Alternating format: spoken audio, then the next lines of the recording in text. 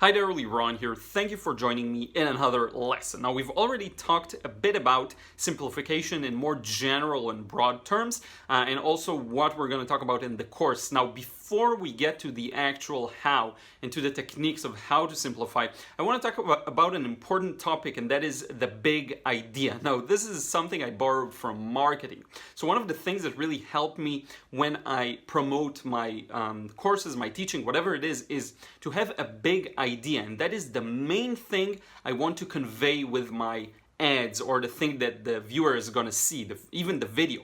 So you want to think about the big idea for your painting, and that is again the main message that you want to convey. Now, it can be many things. It can be a certain emotion, a certain mood, a certain atmosphere, weather conditions, or it can actually be a technique you want to learn or an actual process that you want to convey with the painting. For example, a heavy wet and wet process and so on. Maybe you want to bring out the most out of watercolor. Whatever that big idea is really going to dictate how we're going to approach the painting and how we're going to simplify, which is why it's extremely important to talk about. And I'm going to give you a few very interesting examples for my big idea and how it turned out in an actual painting. So this is what we're going to do now. I'm going to take you to the table and show you. So we're going to look at a few paintings, and I really want to show you how straightforward this is, okay? And it's not something you want to overthink.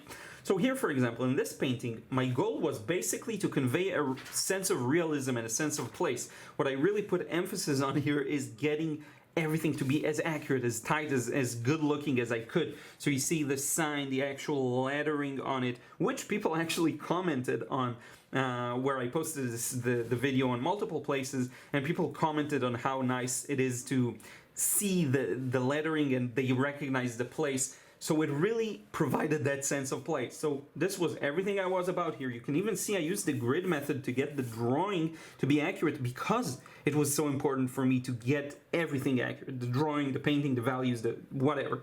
Okay, next up we have this one, and you may have caught a glimpse of this one on the YouTube channel. This video got a lot of views on Instagram too. And here what I wanted to do is talk about the idea of core shadow, which is everything in the shadows, and that has to be darker than the darkest part in the light family. So basically dividing the painting into a light and dark family based on the light and shadow conditions. So my simplification here took place in the values mostly. I decided to completely get rid of color, focus only on black and white, and also focus on a very few number of values. So you get basically a light and a dark, and maybe just a few touches of stronger darks, just as a compositional means. But that was the idea, and this is why I decided to first go black and white and also very few number of values, okay? Next up we have this example, this beautiful countryside church. Now my goal here was to give a very strong sense of atmosphere. So what did I do? From the very first watch, and this is also from a YouTube video, I went with just a lot of yellow. So in the sky you see a lot of yellow ochre mixed together with, I believe, French ultramarine. And all of the base layer, aside from these walls that are paper white, everything I chose to go with yellow, a very strong yellow ochre. Why? Because I wanted to convey a feeling of really weird, strong mood and atmosphere. Now, to be quite honest with you, I did not know exactly what that's gonna end up like, but I did know that's what I want to convey, and so I went for a stronger, very strong colors, yellow here everywhere. So I decided to simplify again the colors. Now I did obviously simplify some of the shapes. It's not as complex as it is. The background's complexity has become really much lower than it actually is, just to keep the message clearer on the church. So I simplified all of these edges. You see it's just a bunch of them.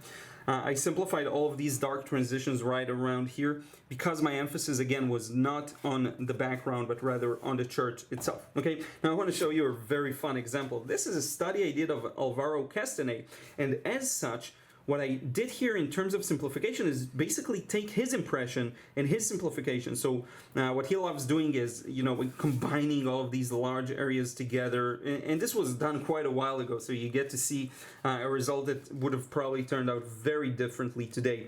I simplified the colors, especially kind of like I saw him do. So this top part of the building is very greenish blue, and then the bottom walls are very yellow. And back then I wasn't aware of some of the nuances, so I actually pushed it maybe a little too far. So it's like I cranked the volume on the saturation. People, just like he likes to simplify them with orange for the face, then blue for the rest. So I just want to zoom out for a moment and share with you the meta.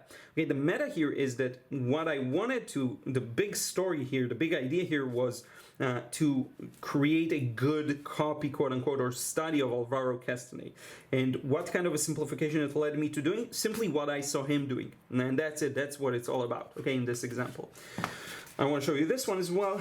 You have seen a two values portrait similar to the core shadow I showed you earlier, but this time the idea is not really about a core shadow per se, but rather on how I look at a scene and turn it or interpret it as just black and white, essentially. There isn't really values here. It's just black and white.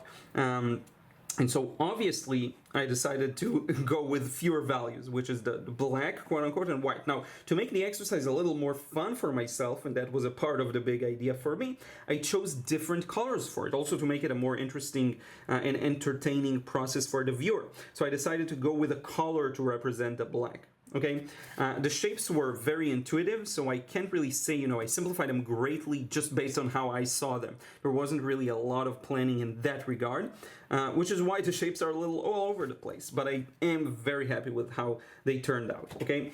I want to show you another one. So here my big idea was depth. That's the main thing I wanted to convey, and everything else serves that.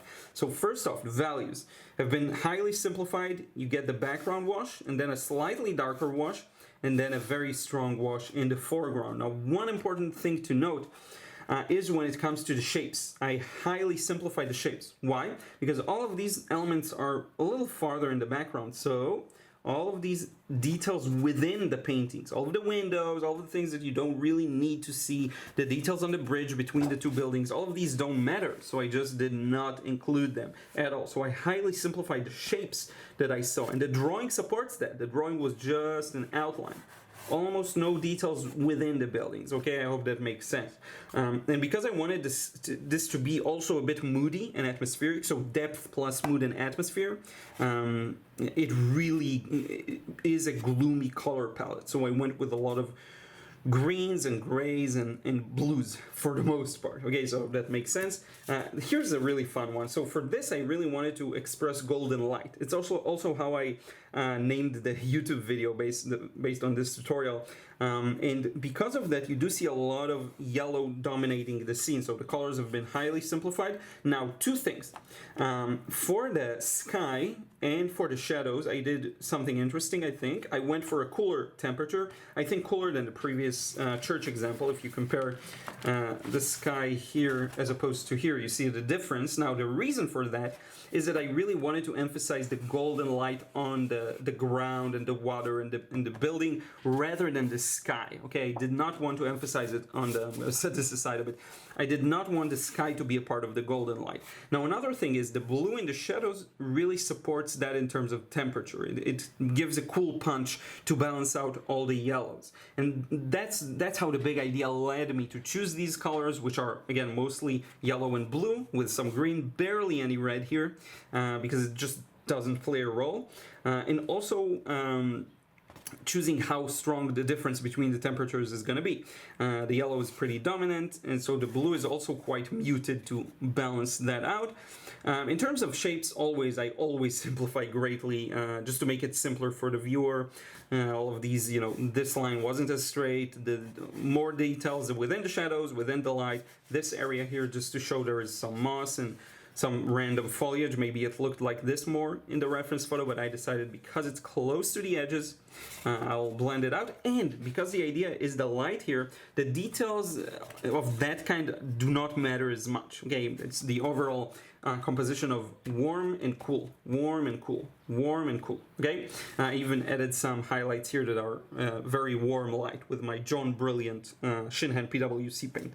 So I hope that makes sense. Now let's go back to face. I want to talk about a few more things. So I hope seeing these examples help you understand just how important this is, because when you have one big idea, one message you want to convey to the viewer, it becomes much easier to know why you're making the painting you're working on, why you chose this specific subject, this specific weather conditions, this specific light, why you chose to put more emphasis on certain aspects rather than others, and it also helps you to decide what are you going to simplify. Is it a color? Is it choosing just one specific color? Is it a value range? Is it the amount of details, the outlines of shapes? There are, again, so many ways to simplify. We're going to discuss these really soon, but before we get to the actual techniques, it's important to know your why. And don't overthink it. Your why can even be just to practice a certain technique or to convey a certain case of light and shadow. You see the light and shadow in the scene, you love it, you want to convey it. You can want to convey a realistic feeling or